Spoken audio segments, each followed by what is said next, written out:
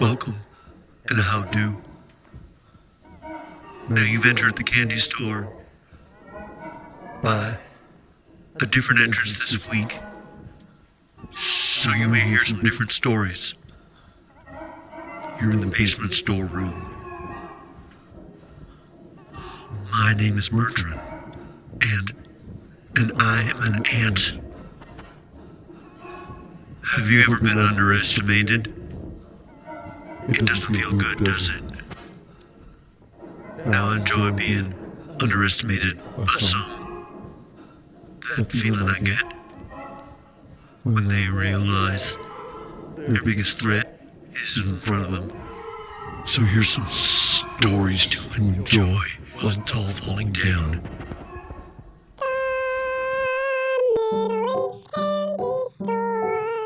Middle-aged candy store.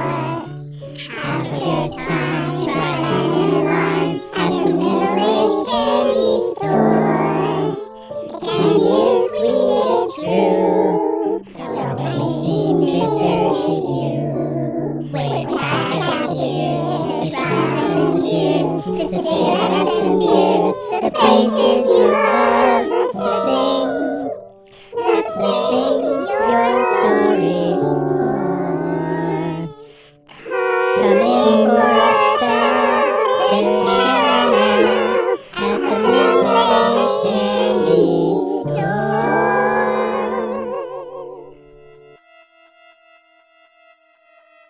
Night in the ant farm.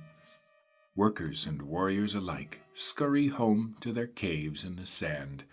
For them, tomorrow will be a new day, full of work and worry, battle and breadlines. Not for me. My work? It happens at night. I don't look like much. Not for me, the oversized mandibles and slavering jaws of the warrior. Not for me, the quivering egg sacs of the queen, or the pulsing member of the drone. No. My roughened antennae and lowered head mark me as just another worker. No one special, just another thorax in the crowd. That's my secret. I'm just like anyone else. That's why you don't see me. You don't see me, but I see you. A worker out late, hurrying home without a care in the world. You don't see me until it's too late. And then I strike. You don't feel a thing. You'll never feel another thing.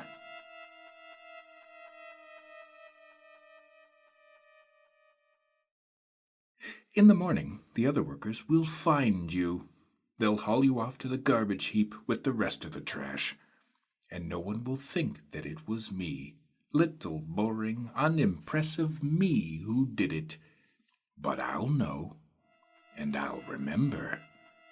And tomorrow, I'll do it again.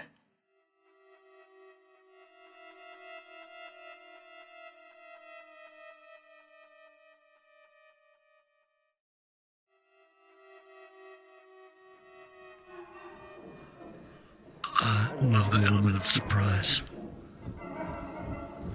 I enjoy being underestimated by those who oppose me, and I oppose almost everybody, especially you.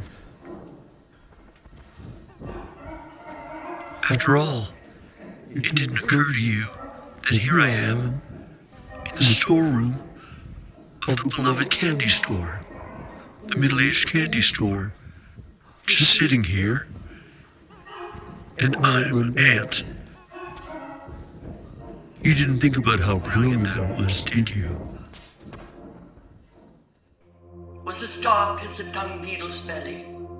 Out of the shadowy night, a clicking mandible sent out a love call. Hello, Gov. Fancy a bit of fun? Jack, who'd been taking a leisurely stroll through his beloved city, felt his legs twitch. No matter how hard he searched for solitude, he always found himself surrounded, always crowded, always marching in a line, always carrying something ridiculously large on his slender back. He clenched his eyes, but the voice cut through him like the sting of a wasp. Say, sweet, you look a little peaky. Come over here. We'll have a little cuddle. Hold on. What are you doing? Stop that! Police! Police! Help! Ah! Jack tore off her legs, antennae, and finally her head. He gasped as he looked at his ichor-drenched legs. I must escape! Jack skittered up a rain spout, and from the top of a crumbling building, he shook his antennae at the scurrying bodies below. Look at them, he sneered. They are like ants. Oh, they are ants.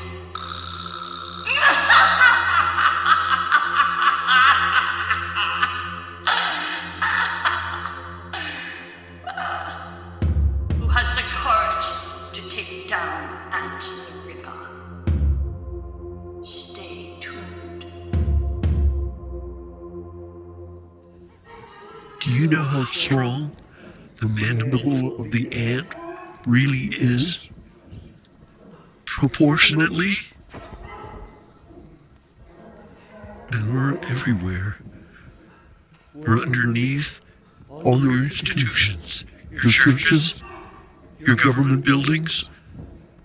And before your clever mind starts racing again and thinking that I'm some kind of metaphor, let me tell you. Have you ever been threatened by a metaphor? No, you have not.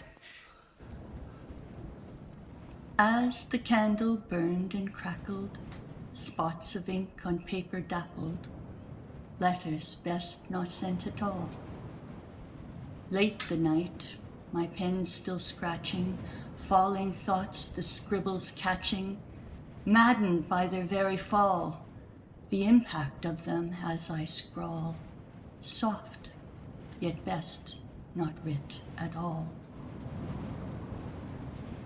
Nights creep stealthily, quickly past, leaves not behind but melted wax, and stacks of missives growing tall, and no way to drag these bones, for I am trapped within this home, nails and boards upon the wall, away from all the beasts who crawl, the 100 million very small.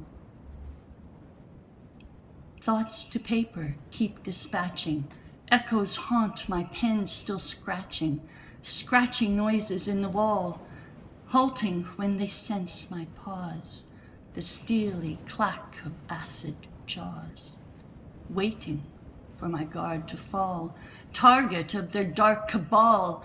These words are best not writ at all. The madness broke, a tidal wave summoned me toward my grave, the death behind the boarded wall. From the wall I ripped the boards, smashed a hole to meet the hordes, but nobody was there at all. No acid frothing beasts who crawl, no 100 million very small. A maddened laugh ripped from my throat, the dimness swallowing the note. My fears had come to naught at all. Suddenly, a leg appeared, gargantuan to feed my fear, reaching for me from the wall. I tripped, fell back into a sprawl, tipped my paper stack so tall. Leaflets set around my form, fallen back against the floor. The ant sprayed acid from the wall as my flesh now burned and crackled, echoes of my melting candle. Waxy drops distend and fall, the scratching of my maddened call, soft, but best not heard at all. And when they find my hollow bones, they'll know my pain amidst my notes, letters best not sent at all. They'll know the darkness I've released. They'll see my flesh has fed the beast. 100 million, but not small. The ants have grown behind the wall. Acid-frothing beasts who crawl.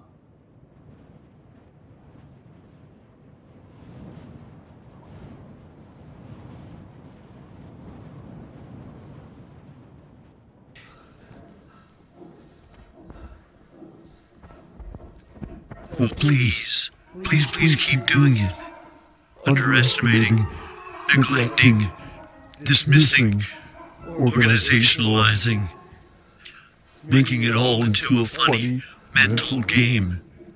While we're there, quietly eating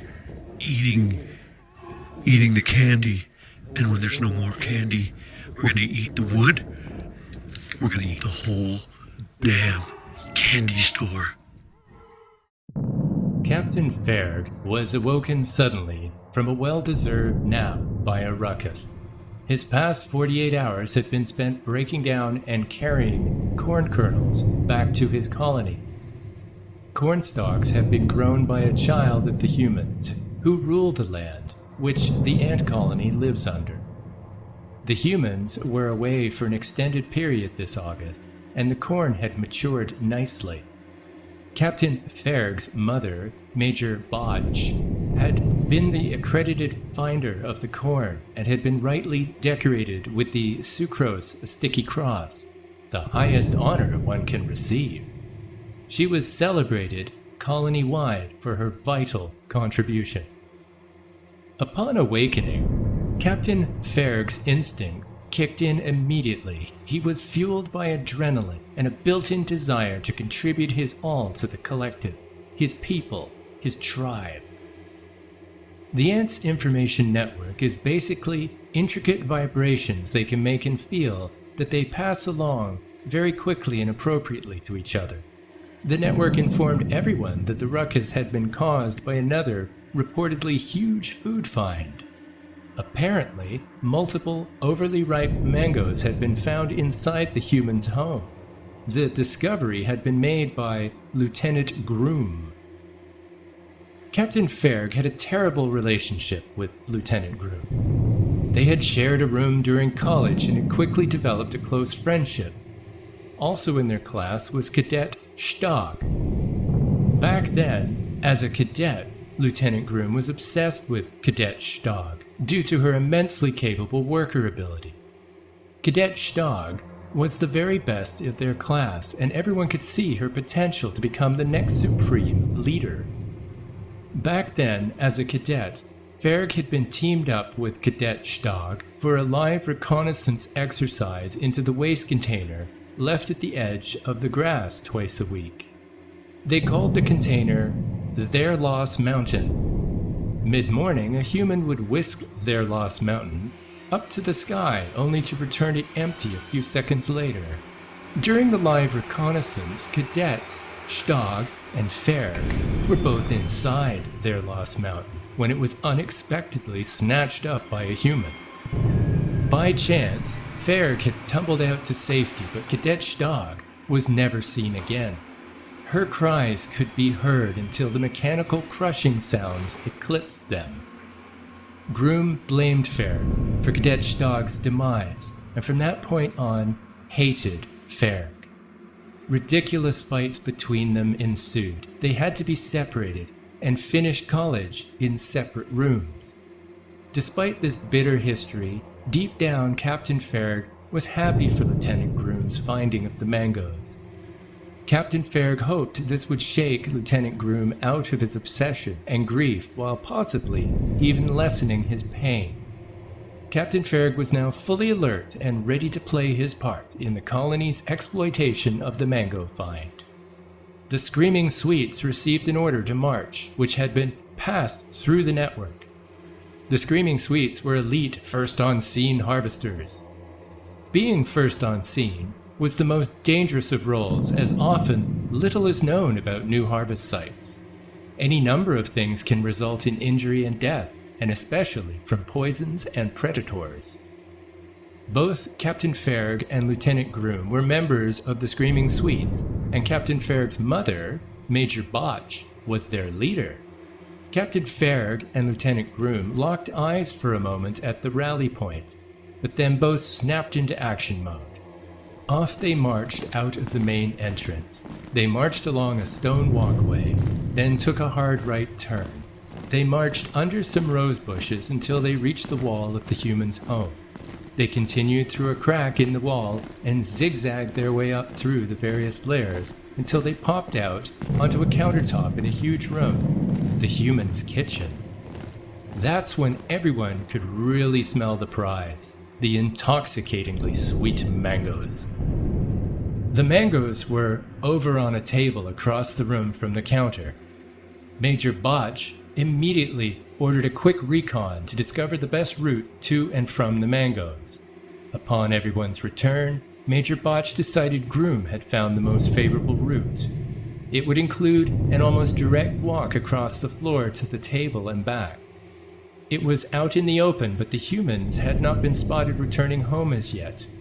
The harvesters were always driven to act fast, so the quick decision was appreciated by all, despite their impending vulnerability. Major Botch led the way on point with 7 specially trained spotters surrounding her, all in constant communication with each other. Down the counter and between cupboards they marched proudly down to the floor.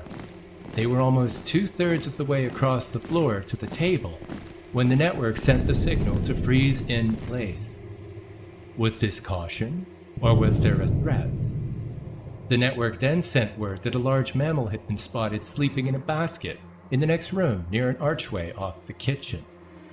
A moment later, ice-cold terror transmitted through the network when the mammal was identified as Fast Whiskers, the ginger cat seen occasionally in the front yard.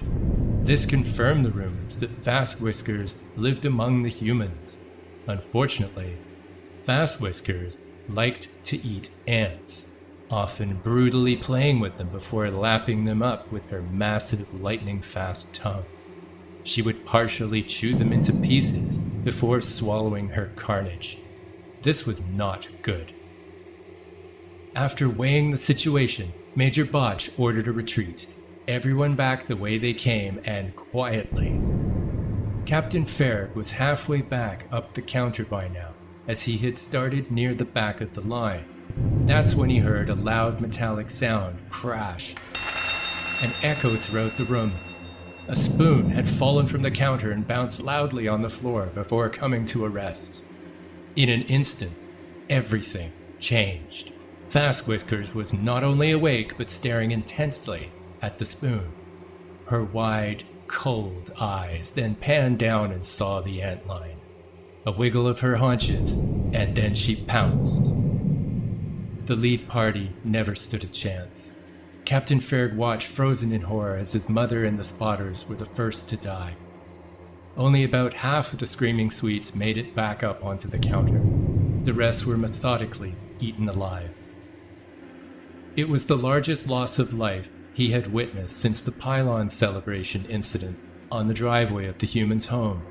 Guests of the humans parked their unexpected vehicle on top of the pile. The remaining Screaming Swedes gathered on the countertop under the microwave oven in a circle. All were deeply shaken by the experience, but as elite harvesters, they remained focused. Captain Ferg found himself to be the ranking officer, as his mother and the other senior leaders were all dead. Those who had remained on the countertop as lookouts had nothing unusual to report. The spoon seemed to have fallen on its own.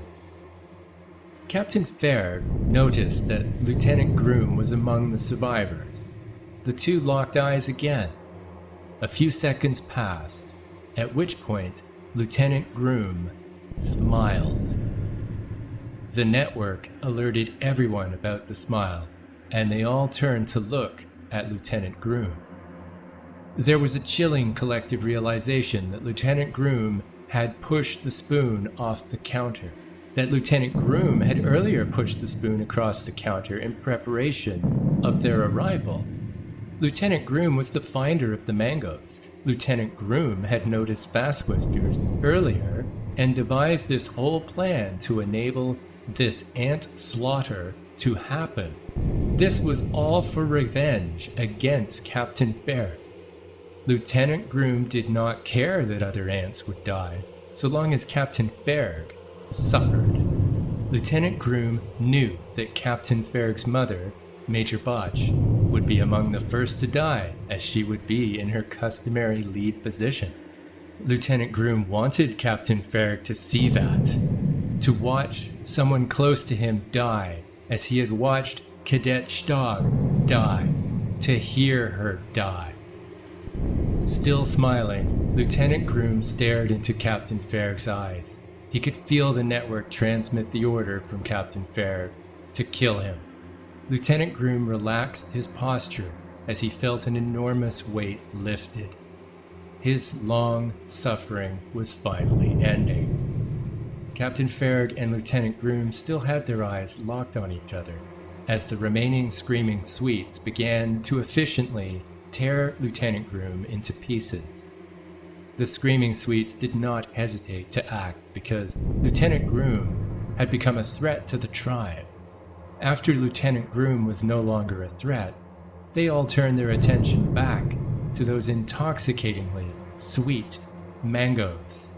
Captain Ferg would need to choose another route.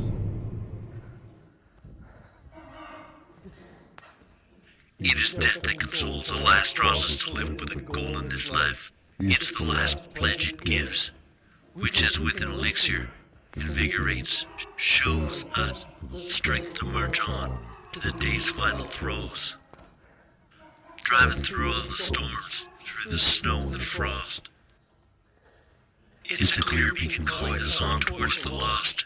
It's the last destination, last stop on our tour, where we rest and we eat before sleeping secure.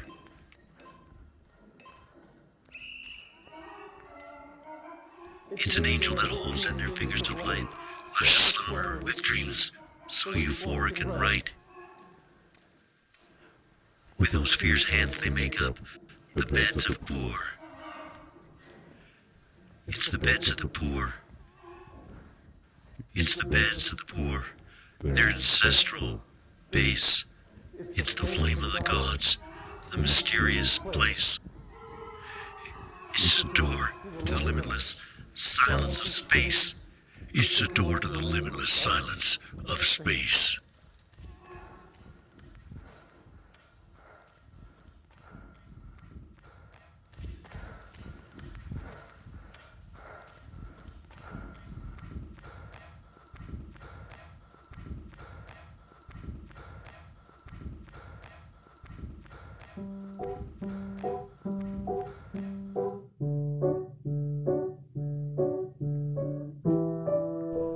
Intros and interstitials written, performed, and produced by Donnie Febbleston.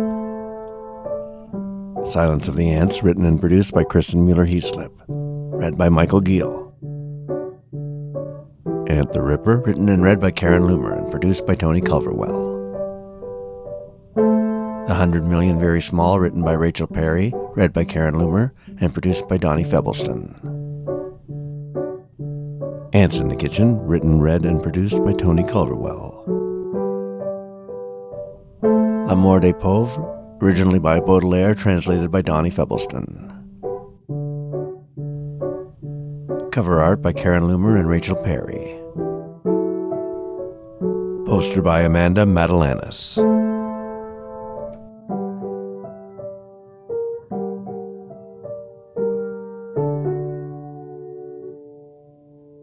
Come in for a spell.